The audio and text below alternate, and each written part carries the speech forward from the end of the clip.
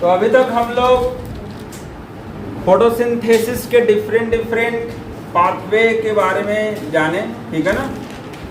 अब हम लोग देखते हैं कि ये फोटोसिंथेसिस को कौन कौन सा चीज़ अफेक्ट करता है, प्रभावित करता है। मतलब वो चीज़ अगर ना हो या फिर वो चीज़ ज़्यादा हो या फिर कम हो तो फोटोसिंथेसिस पे क्या प्रभाव पड़ेगा, किससे फोटोसिंथेसिस का रेट स्पीड हो जाएगा, किससे स्लो हो जाएगा, ठीक है ना। तो वो सब फैक्टर हम लोग पढ़ेंगे। उसी को बोलते हैं फैक्टर्स अफेक्टिंग फोटोसिंथेसिस। मतलब वो फैक्टर मतलब कारक, मतलब जो करता है वो कारक जो फोटोसिंथेसिस को प्रभावित करता है, ठीक है। तो पहला है इंटरनल फैक्टर, मतलब जो फोटोसिंथेसिस का इंटरनल फैक्टर है, और दूसरा है एक्सटर्नल फैक्टर, मतलब जो प्लांट को बाहर से चाहिए, ठीक है ना। एक तो प्लांट के पास जो है और एक है जो प्लांट को बाहर से चाहिए। तो ये सब क्या चाहिए, sunlight, temperature, CO2 concentration and water, सब बाहर से चाहिए, प्लांट के पास नहीं है। लेकिन प्लांट का जो हिस्सा है उसमें अगर कोई डिफरेंस के कारण फोटोसिंथेसिस अफेक्ट होता है तो उसको बोलेंगे इंटरनल फैक्टर। जैसे प्लांट के पास क्या है जो फोटोसिंथेसिस कराता है, तो सबसे पहले है लीफ उसका। लीफ ही में फोटोसिंथेसिस होता है। अब लीफ में फोटोसिंथेसिस होता है तो लीफ होना कैसा चाहिए कि ज्यादा से ज्यादा फोटोसिंथेसिस हो। तो पहला बात है कि नंबर ज्यादा होना चाहिए। ज्यादा नंबर होगा लीफ का तो ज्यादा फोटोसिंथेसिस होगा, ठीक है ना। और लेकिन सिर्फ नंबर होने से नहीं होगा। नंबर ज्यादा है और साइज बहुत छोटा छोटा है। अब केले में तो ज्यादा लीफ नहीं होता लेकिन उसका साइज बड़ा बड़ा है। तो साइज भी देखना चाहिए कि साइज कितना बड़ा है, ठीक है ना। कभी कभी प्लांट्स में होता है कि नंबर ऑफ लीफ कम होगा लेकिन साइज बड़ा होगा। कभी कभी क्या होगा कि नंबर ऑफ लीफ ज्यादा होगा लेकिन साइज छोटा होगा, जैसे ये सब प्लांट्स है ना। तो इस पे डिपेंड कर रहा है ना। मतलब फोटोसिंथेसिस को क्या चाहिए, लीफ का सरफेस, जितना बड़ा सरफेस होता है, जितना वो सरफेस कौन देता है, लीफ ही। जितना सरफेस मिलेगा ज्यादा उतना ज्यादा फोटोसिंथेसिस होगा, क्योंकि सरफेस ज्यादा रहेगा तभी उस पर ज्यादा से ज्यादा लाइट आएगा, ठीक है। फिर एज भी, अब बहुत सारा लीव्स है और सारा लीफ जो है गिरने वाला है, ठीक है ना।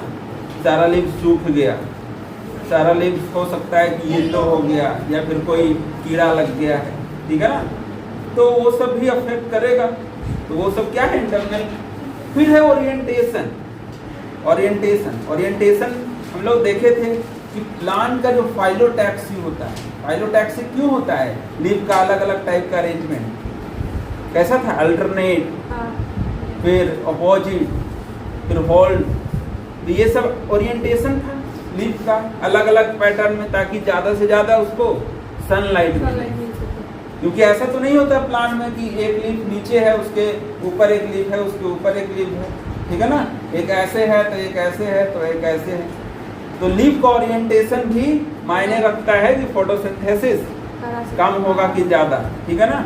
मान लो सारा का सारा लीफ एक ही डायरेक्शन में ऐसे अरेंज रहता तो नंबर ऑफ लीफ ज्यादा भी होता तो उस पर सनलाइट पड़ता ही नहीं, तो फोटोसिंथेसिस कैसे होता, ठीक है। ओरिएंटेशन भी जरूरी है, लीफ को अलग अलग डायरेक्शन में अरेंज होना चाहिए ताकि सारे लीफ को ज्यादा से ज्यादा सनलाइट मिले, ठीक है, ज्यादा से ज्यादा।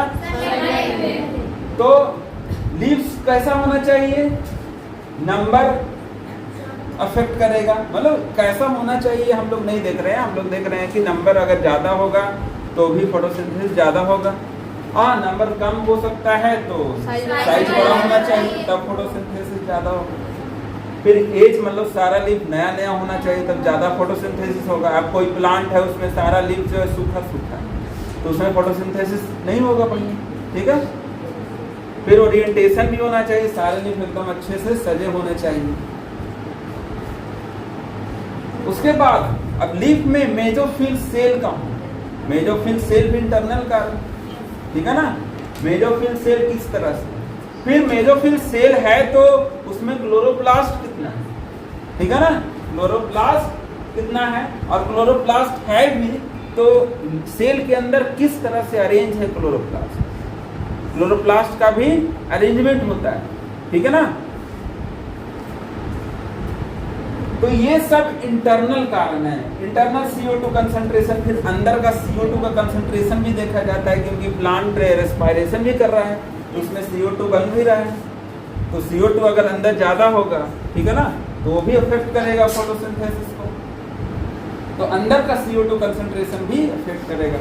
एंड अमाउंट ऑफ क्लोरोफिल, फिर लास्ट में क्या है, अब सब चीज ठीक है ना, और अंदर में क्लोरोफिल ही नहीं रहे तो फिर वो फोटोसिंथेसिस होगा, क्लोरोफिल का अमाउंट, क्लोरोफिल का क्या होगा अमाउंट, कि कितना क्वांटिटी में क्लोरोफिल है, ज्यादा क्लोरोफिल होगा ज्यादा लाइट पकड़ेगा, ज्यादा फोटोसिंथेसिस, ज्यादा एनर्जी बनेगी, और कम होगा तो फिर कम होगा। तो ये सब क्या है, अंदर का रीजन, अंदर का कारण। तो अंदर का कारण में क्या है, लीफ का साइज, एज, नंबर और ओरिएंटेशन। ओरिएंटेशन मतलब किस तरह से अरेंजमेंट है, हाँ, किस तरह का पैटर्न में अरेंज है, और फिर CO2 का कंसंट्रेशन और अमाउंट ऑफ क्लोरोफिल का अमाउंट।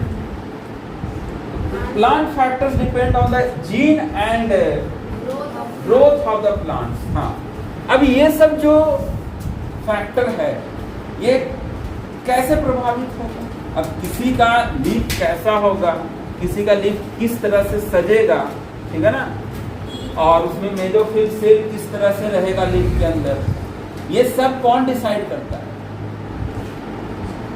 किसी भी लिविंग थिंग्स में, किसी भी प्राणी में उसका बॉडी कैसा होगा ये कौन तय करता है, जीन, उसका जीन तय करता है। जैसे हम लोग का आँख, नाक, कान कैसा होगा, चेहरा कैसा होगा, सब कौन डिसाइड करता है, जीन।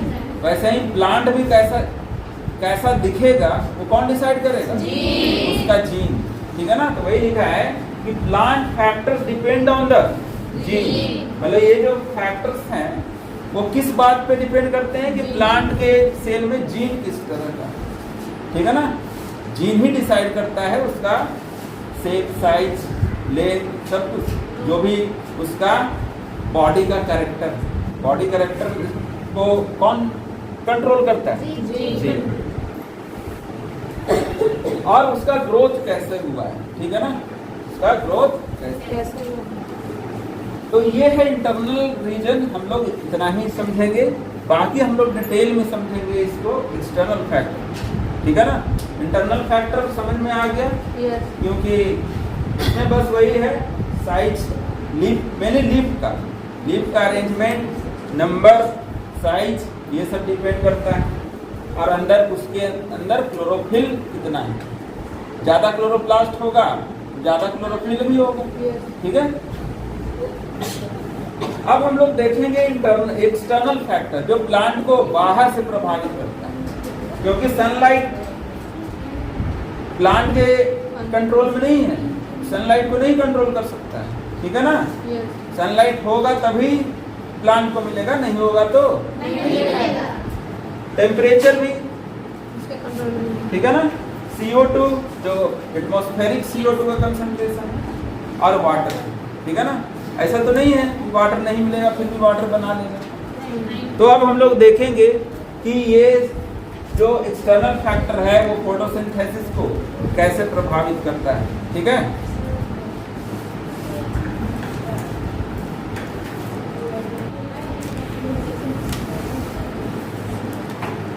तो ये है एक्सटर्नल फैक्टर को समझते हैं, ठीक है ना।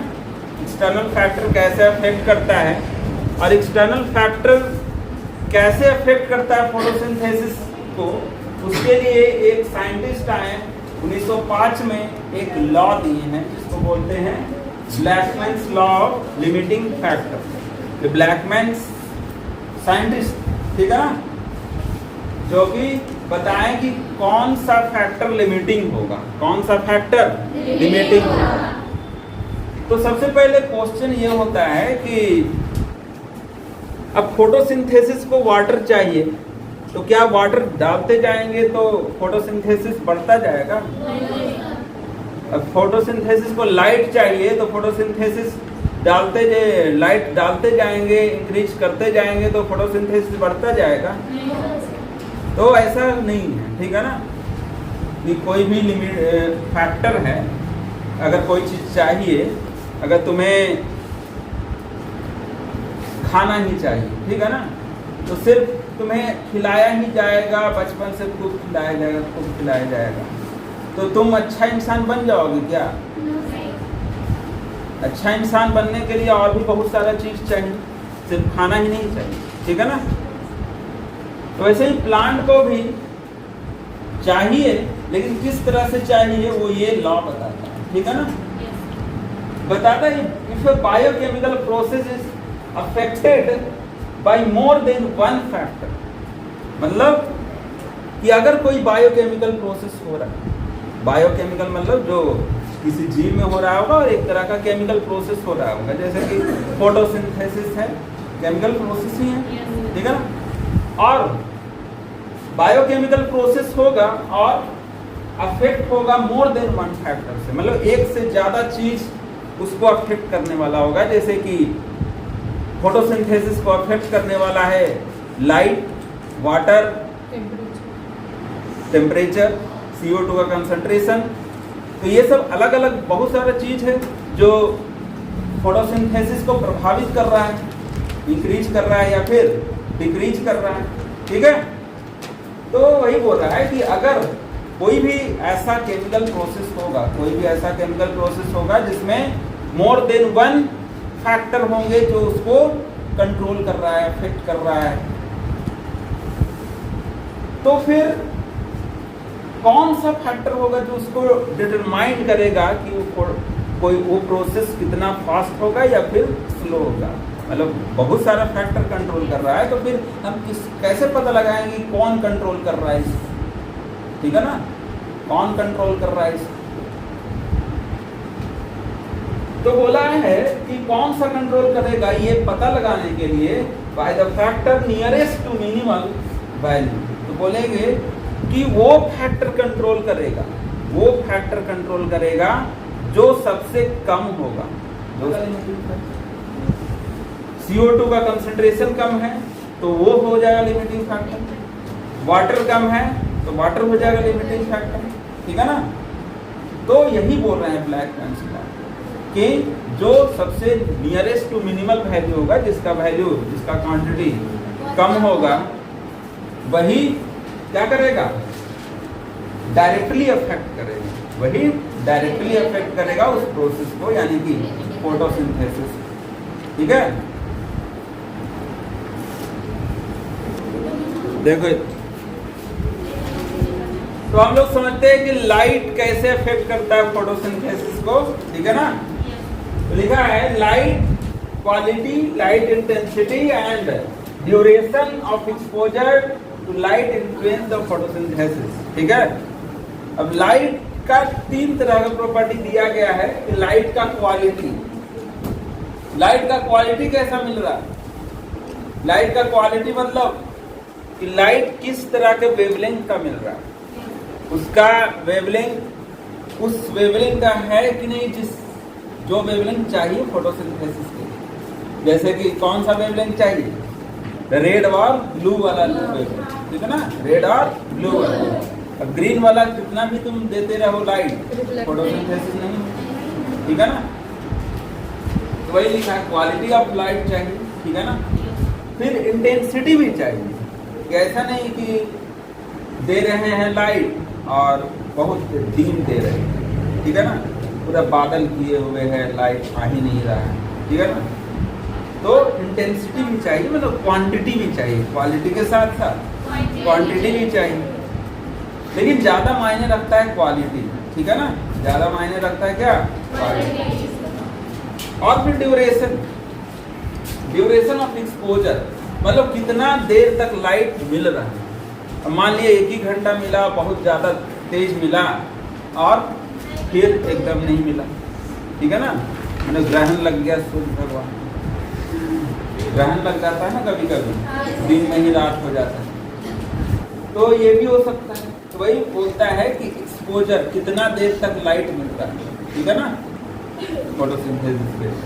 तो ये सब कंट्रोल करता है फोटोसिंथेसिस, लाइट का क्वालिटी, लाइट का क्वांटिटी, और लाइट कितना देर तक एक्सपोज कर रहा है फॉर लीफ, ठीक है।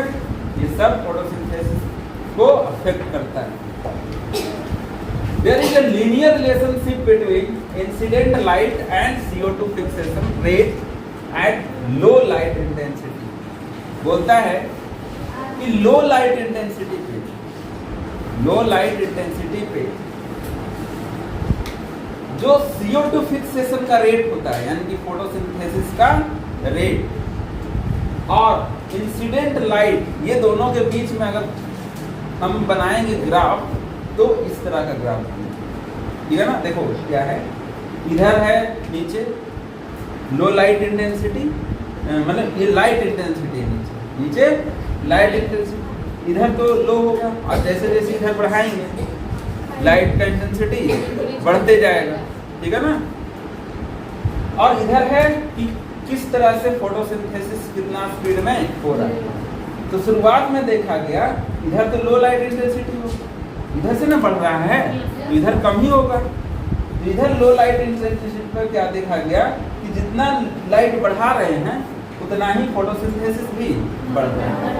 जैसे कि मान लो लाइट इंटेंसिटी हम यहाँ किए तो ये भी इतना हो गया, यहाँ किए तो ये भी इतना बढ़ गया, इधर भी इतना बढ़ गया, इधर बढ़ा तो इधर भी बढ़ा, ठीक है ना, इधर बढ़ा तो इधर भी बढ़ा, ठीक है। यानी कि लो लाइट पे जैसे जैसे इंक्रीज करते हैं लाइट, वैसे वैसे फोटोसिंथेसिस का रेट बढ़ता है। वही लिखा है there is linear relationship. Linear मतलब यही, ये लीनियर बताता है, लीनियर मतलब सीधा रहेगा, ठीक है ना। Linear relationship between incident light, मतलब जो लाइट गिर रहा है वही इंटेंसिटी डिटरमाइन करेगा कि कितना लाइट गिर रहा है।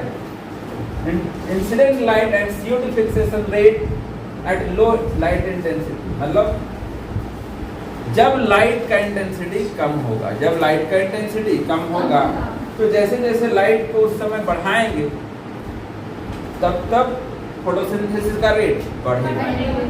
लेकिन एक समय ऐसा आएगा कि तुम कितना भी लाइट बढ़ा दो, एक समय ऐसा आएगा कि तुम कितना भी लाइट बढ़ाते जाओ फोटोसिंथेसिस नहीं बढ़ेगा। जैसे कि देखा है यहाँ तक बढ़ाएं इंक्रीज करता गया, ठीक है ना। और फिर क्या हो गया, इसके बाद प्लेन हो गया, फिर बढ़ नहीं ना रहा है। यानी कि इतना लाइट बढ़ाने के बाद अब लाइट लिमिटिंग फैक्टर नहीं रहा, अब लाइट लिमिटिंग फैक्टर नहीं रहा, अब कुछ और लिमिटिंग फैक्टर हो गया होगा फोटोसिंथेसिस, ठीक है ना। तो यही बता रहा है ये ग्राफ कि लो लाइट इंटेंसिटी पे रेट ऑफ फोटोसिंथेसिस, मतलब फोटोसिंथेसिस कितना ज़्यादा हो रहा है कम हो रहा है, ये दोनों लिनियरली ग्राफ शो करेगा। चलो देखो, तो आगे देखते हैं कि at higher intensity the rate does not show further increasing because other factor become limiting. बोल रहा है कि ये जो अभी ग्राफ देखे थे, ये ग्राफ उसमें जब लो लाइट इंटेंसिटी था, जब इधर था लो लाइट इंटेंसिटी पे लीनियर रिलेशनशिप दिखा रहा था कि जैसे जैसे लाइट बढ़ा रहे थे तब तक फोटोसिंथेसिस बढ़ रहा था। लेकिन जब हाई हो गया, लाइट जितना मिलना था ना मिल गया, तो उसके बाद कितना भी बढ़ा रहे हैं लाइट इधर बढ़ा रहे हैं, लेकिन फिर भी फोटोसिंथेसिस नहीं बढ़ रहा है, फोटोसिंथेसिस यहीं पर आकर रुक गया। तो अब फोटोसिंथेसिस अगर बढ़ाना है तो क्या करना होगा, फिर देखना होगा कि और कौन सा फैक्टर है जो लिमिट कर रहा है, ठीक है ना। हो सकता है कि अब यहाँ के बाद अब लाइट लिमिटिंग फैक्टर नहीं होगा, उसके बाद हो सकता है कि वाटर हो या CO2 का कंसंट्रेशन हो या टेम्परेचर हो ठीक है ना। ये सब लिमिटिंग फैक्टर होगा यहाँ के बाद। यहाँ तक लाइट लिमिटिंग फैक्टर था, जितना बढ़ना था बढ़ गया। अब इसके बाद और लाइट बढ़ाएंगे तो फोटोसिंथेसिस नहीं बढ़ेगा, अब दूसरा चीज बढ़ाना पड़ेगा या फिर घटाना पड़ेगा, ठीक है।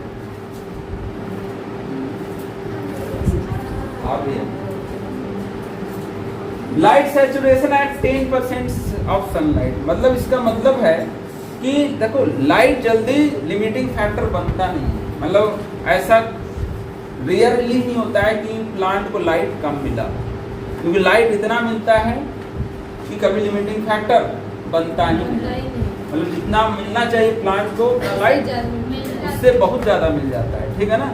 क्योंकि बोला जाता है कि लाइट का सैचुरेट कर जाता है, लाइट मतलब लाइट जितना चाहिए उतना मिल जाता है पूरे सनलाइट का 10%, मतलब जितना भी सनलाइट आ रहा है उसका बस 10% ही मिल जाए, उसका बस 10% भी मिल जाए तो लाइट का कमी पूरा हो जाए, ठीक है ना।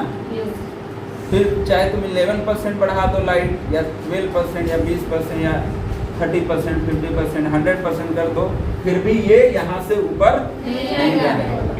और तुम बढ़ा दोगी तो फिर क्या होगा, हो सकता है कि क्लोरोफिल वगैरह खराब हो जाए, डैमेज हो जाए। वही लिखा है कि लाइट सैचुरेशन है 10% ऑफ फुल सनलाइट, पूरे सनलाइट का 10% में मिल जाता है तो उसका कमी पूरा हो जाता है, ठीक है। Hence, except for plant in shade or in dense forest, light is rarely is limiting factor in nature, मतलब नेचर में लाइट लिमिटिंग फैक्टर बहुत रेयरली होता है, होता भी है तो किसको होता है, वो बताया है कि जो प्लांट शेड में होता है, जैसे कि कोई बहुत घना जंगल है, मान लो अमेजन फॉरेस्ट है, ठीक है ना। अब अमेजन फॉरेस्ट इतना ज़्यादा घना है कि जमीन पर लाइट पहुंचता ही नहीं, सब बड़ा बड़ा पेड़ लाइट को रोक देता है, नीचे वाला जो प्लांट है उसको सनलाइट मिलेगा ही, तो हमेशा छाया में रहेगा, हमेशा छाया में रहेगा, तो छाया में रहेगा तो उसको सनलाइट उसको भी चाहिए ना, तो उसको लिमिटिंग फैक्टर हो जाता है, उसके लिए लिमिटिंग फैक्टर लाइट बन जाता है, क्योंकि उसको लाइट उतना मिल ही नहीं रहा है जितना चाहिए। तो किसके लिए लिमिटिंग फैक्टर बनेगा लाइट, जो डेंस फॉरेस्ट में छोटे प्लांट है, जो हमेशा छाया में रहते हैं, ठीक है ना। कभी कभी लाइट किधर कोने से मिल जाता है तो वही लाइट में वो जीते, ठीक है ना। तो उसके लिए रियरली मतलब लाइट लिमिटिंग फैक्टर बन जाता है। आगे लिखा है high increase in incident light break down chlorophyll decreases of photosynthesis, बोला है कि अगर बहुत ज़्यादा लाइट तुम बढ़ाते गए फोटोसिंथेसिस, तुम तो सोच रहे हो कि जितना लाइट मिलेगा उतना फोटोसिंथेसिस होगा, लेकिन बहुत ज़्यादा लाइट पड़ते गया तो क्या होगा, क्लोरोफिल ही ब्रेक डाउन कर जाएगा, क्योंकि वो भी जुड़ा हुआ है ना आपस में, फोटो सिस्टम में अरेंज है। ज़्यादा लाइट पड़ेगा तो एनर्जी से ब्रेक कर जाएगा, टूट जाएगा, सारा सिस्टम ही खराब हो जाएगा, तो फिर क्या होगा, फोटोसिंथेसिस बढ़ेगा और घट जाएगा। जब सिस्टम ही खराब हो गया तो फिर कितना भी फिर पानी दो चाहे कुछ भी दो वो फोटोसिंथेसिस नहीं हो, ठीक है ना। तो यही है light.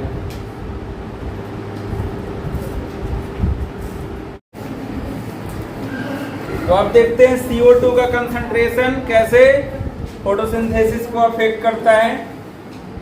It is the major limiting factor, मतलब अगर प्लांट्स को कोई लिमिट करने वाला मेजर फैक्टर है तो वो कौन है, CO2, क्योंकि CO2 का मेनली कमी होते रहता है प्लांट को CO2 का कमी होते रहता है, क्योंकि एटमॉस्फेयर में CO2 सबसे कम है, मतलब बहुत कम है, 0.03% है, 0.03% है और 0.04% तक सही है प्लांट, यहाँ तक 5 तक चाहिए, लेकिन इसके बाद प्रॉब्लम होना स्टार्ट होता है, ठीक है ना।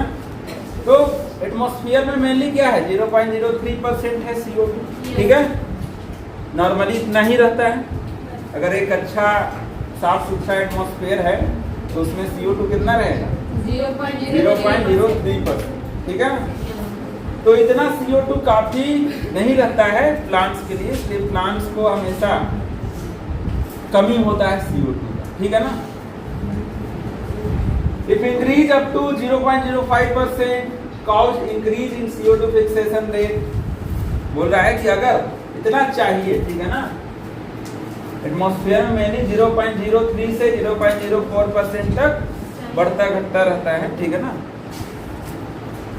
लेकिन अगर 0.05 तक बढ़ाएंगे, मतलब 3 से 5 तक बढ़ाएंगे तो फोटोसिंथेसिस का रेट बढ़ता जाएगा, ठीक है ना।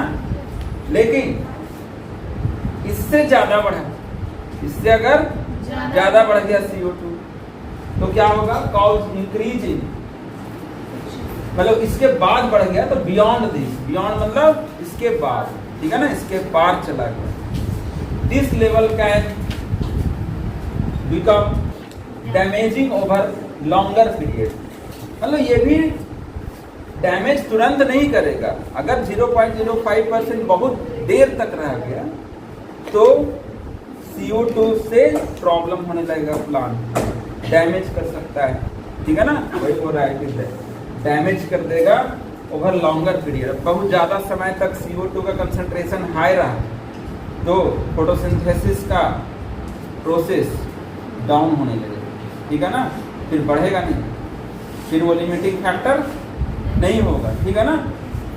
तो कहाँ तक चाहिए, 0.05%, उसके बाद अगर ज़्यादा देर तक रहा CO2 हाई तो फिर प्रॉब्लम हो जाएगा, फिर प्रॉब्लम हो जाएगा। फिर आगे लिखता है कि एट लो लाइट, मतलब लाइट जब कम है, जब लाइट कम है तो C3 and C4 plant do not respond to high CO2।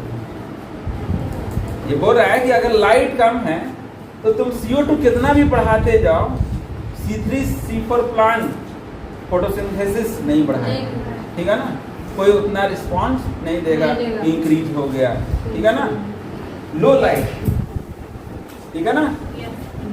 लेकिन हाई लाइट पे अगर लाइट जितना मिलना चाहिए उतना मिल रहा है तब तुम CO2 को बढ़ाओगे, they show increase rate of photosynthesis, मतलब फिर फोटोसिंथेसिस इंक्रीज होगा, ठीक है ना। मतलब एक ही फैक्टर को बस बढ़ाते जाओगे और दूसरा फैक्टर को ध्यान में नहीं रखोगे तो फिर फोटोसिंथेसिस नहीं इंक्रीज होगा, ठीक है ना। फिर दूसरा लिमिटिंग फैक्टर बन जाएगा, वो लिमिट करते रहेगा। तो वही हो रहा है कि लाइट के साथ साथ CO2 को बढ़ाओगे, लाइट पहले जितना मिलना चाहिए था उतना मिल रहा है और फिर CO2 को बढ़ा रहे हो तब फोटोसिंथेसिस भी बढ़ेगा। लेकिन लाइट मिल ही नहीं रहा, तुम CO2 को बढ़ा रहे हो तो फोटोसिंथेसिस नहीं बढ़ रहा है, दोनों में C3 C4 दोनों में, ठीक है ना। ये याद रखना है कि लो लाइट पे C3 C4 को कोई रिस्पॉन्ड, कोई मतलब नहीं है, तुम CO2 कितना भी बढ़ाओ, फोटोसिंथेसिस जितना हो रहा था उतना ही होगा, थोड़ा बहुत इंक्रीज हो जाए। लेकिन ज़्यादा लाइट रहेगा तब CO2 बढ़ाएंगे तो फिर फोटोसिंथेसिस का ग्राफ भी बढ़ जाएगा।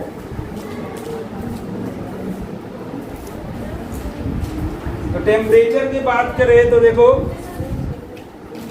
फोटोसिंथेसिस एक तरह का एंजाइमेटिक प्रोसेस है, मतलब एंजाइम से होने वाला प्रोसेस है। रुबिस्को एंजाइम ही है ना, रुबिस्को ही फोटोसिंथेसिस करवाएगा। और अगर टेम्परेचर हाई होगा तो एंजाइम का इफिशियंसी कम जाता है, ठीक है ना, क्योंकि एंजाइम डीजेनरेट करना स्टार्ट हो जाता है। वही लिखे हैं at high temperature enzyme will start degenerating. High temperature पर कोई भी एंजाइम काम करना बंद कर देता है, डीजेनरेट कर दे जाता है। इसके कारण तो क्या होगा, रुबिस्को क्या है, उसका इफिशियंसी डिक्रीज कर देगा, रुबिस्को का इफिशियंसी डिक्रीज कर जाएगा, क्योंकि वो हाइट कोई भी जो हाई टेम्परेचर को एंजाइम बर्दाश्त नहीं कर पाता। The C4 plant respond to higher temperature and show higher rate of photosynthesis. लेकिन C4 प्लांट जो है, C4 प्लांट का ऐसा मैकेनिज्म है कि उसको हाई टेम्परेचर पे भी फोटोसिंथेसिस अच्छे से कर लेगा, ठीक है ना। So high rate of photosynthesis, high temperature. लेकिन C3 प्लांट को कम ऑप्टिमम टेम्परेचर चाहिए। ऑप्टिमम टेम्परेचर को समझना है कि ऑप्टिमम टेम्परेचर उसको बोलते हैं कि एक खास लेवल का टेम्परेचर, एक खास टेम्परेचर प्लांट्स को चाहिए, किसी भी प्लांट को। उससे अगर ज़्यादा हो गया तो वो फिर प्रॉब्लम आ जाएगा, कम भी हो गया तो प्रॉब्लम है। तो ऑप्टिमम मतलब जितना चाहिए टेम्परेचर उतना, ठीक है ना। ऑप्टिमम टेम्परेचर मतलब जितना चाहिए उतना है। तो इसका ऑप्टिमम टेम्परेचर जो है वो कम है, ठीक है ना। इसका ऑप्टिमम टेम्परेचर मतलब इसको जितना चाहिए उतना टेम्परेचर वो कम है, लेकिन इसके लिए ऑप्टिमम टेम्परेचर ज़्यादा है, ठीक है ना। C4 प्लांट, C3 प्लांट को कम चाहिए। तो ये तो C3 प्लांट, C4 प्लांट तो टेम्परेचर के लिए डिफरेंस रखता ही है, लेकिन ऑप्टिमम टेम्परेचर डिपेंड करता है हैबिटेट पे। हैबिटेट मतलब वो प्लांट कहाँ पाया जाता है। तो अगर कोई प्लांट ट्रॉपिकल रीजन में पाया जाएगा, ट्रॉपिकल रीजन मतलब यही ये अर्थ है, इक्वेटर है, और ये वाला रीजन जो है, ये वाला रीजन ट्रॉपिकल रीजन।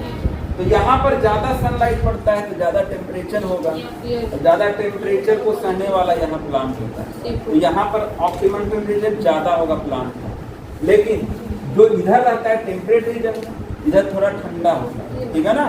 तो ये सब प्लांट के लिए इधर जो इस एरिया में जो प्लांट रहेगा इधर, वो कम ऑप्टिमम टेम्परेचर वाला रहेगा, लो ऑप्टिमम टेम्परेचर। तो वही लिखे हैं ट्रॉपिकल प्लांट्स है हायर ऑप्टिमम टेम्परेचर। जो ट्रॉपिकल प्लांट्स होते हैं वो हायर ऑप्टिमम टेम्परेचर होते हैं देन टेम्परेट क्लाइमेट।